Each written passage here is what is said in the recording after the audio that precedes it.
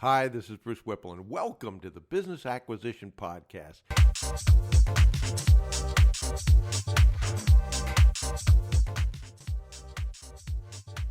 This is where we talk about how to acquire an already profitable business rather than build one from scratch. In the past 25 years, I've acquired several businesses, and I've also built several businesses from scratch. And I can tell you that it's a lot easier to do the former rather than the latter. You may know me from my association with Dan Pena, who I've worked with and been partners with for more than 25 years. Dan is gracious enough to mention me quite often in his videos, and it's been a real pleasure working with Dan, and one of the few people that I call a true friend. And actually, we've worked on many acquisitions together as well. And even though I said it was easier to acquire a business rather than build one from scratch, that doesn't necessarily mean it's easy. I often say that QLA is simple, but please don't make the mistake of thinking that simple is the same thing as easy. It still requires hard work. I wanted to talk to you about one of the most critical traits of successful people, and that's their communications. Their communications are usually crisp, and an often lost fact is they follow up. They're maniacs about following up. So let's talk about that this time. On communications, one of the things I've learned and used a lot is what's called a sundown rule. And if you go back and study a lot of the most successful people, they have used this pretty consistently. And that is that before you turn in for the night, you go back and you respond to every email or correspondence that you get. That doesn't mean you have to do it. That just means that you acknowledge receipt of it and you give some time frame for when you're going to do it. It wouldn't be uncommon to get a large task and just let the person know, saw your email, want to take some time to review it and go through and give you a proper answer. And that's going to take me until tomorrow, next week, whatever the time frame is there. Or just a simple, saw your email, we'll get back to you tomorrow, thanks, something like that. You know, the other thing that people miss an awful lot is just following up. There was some really interesting research, and I want to tell you what the results were and then tell you why I've found it to be so important. Robert Clay of Marketing Wisdom quoted research that showed 80% of sales occur only after at least 5 follow-ups. 5. Think about it. It takes at least 5 continuous follow-ups after the initial sales contract before a customer says yes. 5. And then Robert showed some fascinating statistics on this. 44% of people give up after 1 no, 22% give up after 2 no's, 14% give up after 3 no's, and 12% give up after 4 no's. So that tells you that 92% of salespeople give up after 4 no's, and only 8% of salespeople ask for the order a 5th time, which is where 80% of the sales occur. I actually think that's wrong, because where he says that 44% of salespeople give up after 1 no, basically that's saying that they at least, I think, follow up once. Most people don't even follow up once. So they just make the initial pitch, they hear a no, and that's it. So let me tell you about following up in a personal story for me. This goes back a long time ago, but like most entrepreneurs, in the beginning, it was a tremendous financial struggle, and I was basically out of cash. Didn't have any more credit left. Well, when I say out of cash, that's not quite true. I had $40 left in my pocket. And I remember talking to Dan Pena, who has been my mentor and partner since the early 90s. And I had contacted friends, family, fools, anyone I think I could raise money from. And most of those answers were, no, we're rooting for you, but there's nothing we can do. And I contacted a pretty wealthy individual. I had asked about getting a loan from him. I had been told, I think, 5 or 6 times, no. I'm in your corner. I'd love to see you succeed. Not in a position to help right now. That's not an unusual response. So I remember talking to Dan, and I said, I'm going to give it one more try, Dan. And Dan said, and he is. He said, I'm an optimistic guy, but Bruce, you've asked him 5 or 6 times, whatever it was.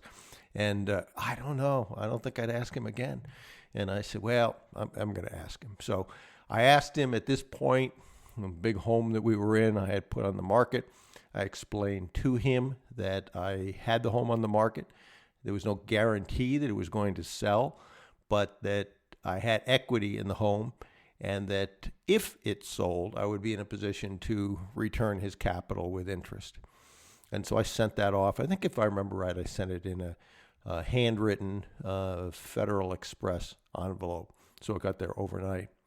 And about 3 days later, never got a phone call, never got an email, never got a letter, just got a overnight with a check for $25,000, which in those days was lifeblood and continued to let me fight. But I think the important lesson, and it bears out what I said in those statistics, is had I not followed up, the answer would have been no. And sometimes you just never know if the right message hits at the right time. And certainly that's the case.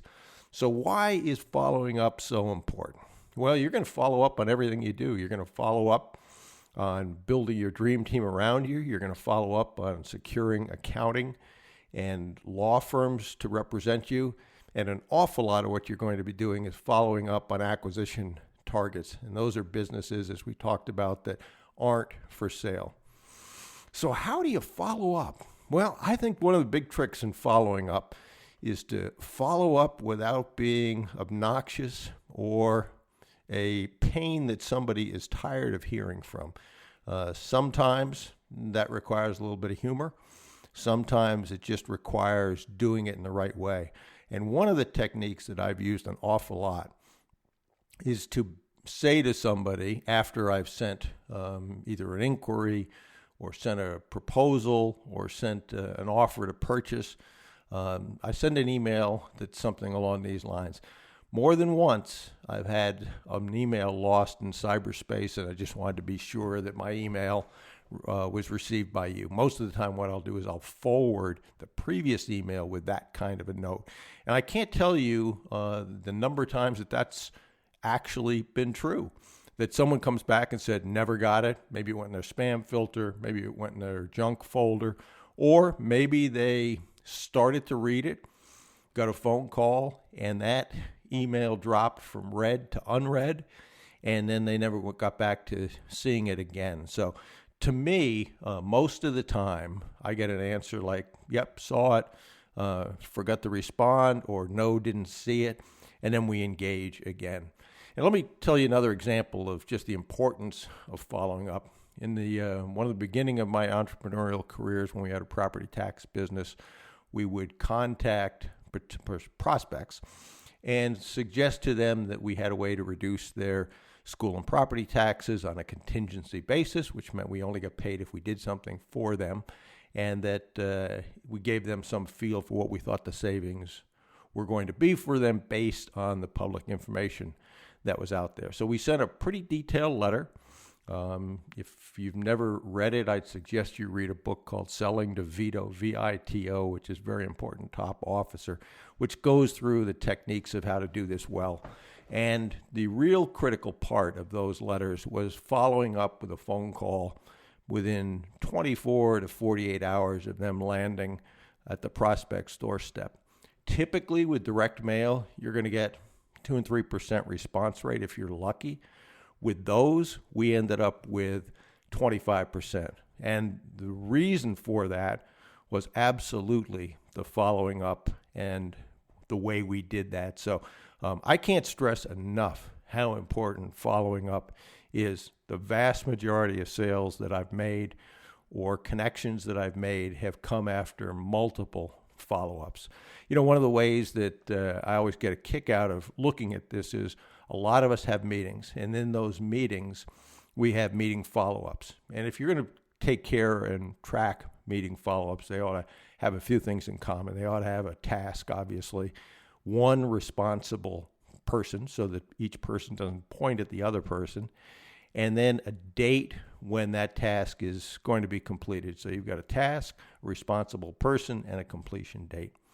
And if you circulate those action items after the meeting, they act as, hopefully, things that will get done. But it's interesting, if you don't follow up on that action list, and maybe a couple days or a week, whatever the time frame is before your next meeting, you don't go back and you say, can you provide me an update or status of the action items for which you were responsible? People learn, and people learn that, okay, we have a meeting, we write down a bunch of action items, but you know what? Nobody ever follows up on those action items. So, are they important? Apparently not, because nobody ever asks about them once we write them down. So again, follow-up is the key to that.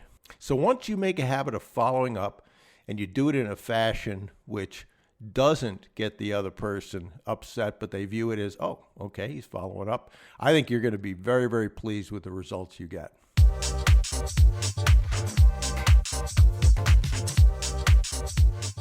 Okay. So if you have any questions or comments or ideas for future episodes, please email bruce@brucewhipple.com. And if you're not already on our mailing list, head over to brucewhipple.com and sign up and grab any of the free reports. That'll put you on the mailing list. There is a lot of free information you can use to acquire already profitable businesses. This is Bruce Whipple. Thanks for listening to the Business Acquisition Podcast. And remember, you miss 100% of the opportunities you fail to take. And procrastination truly is the thief of time. So do something today, please. Your future self will be proud of you.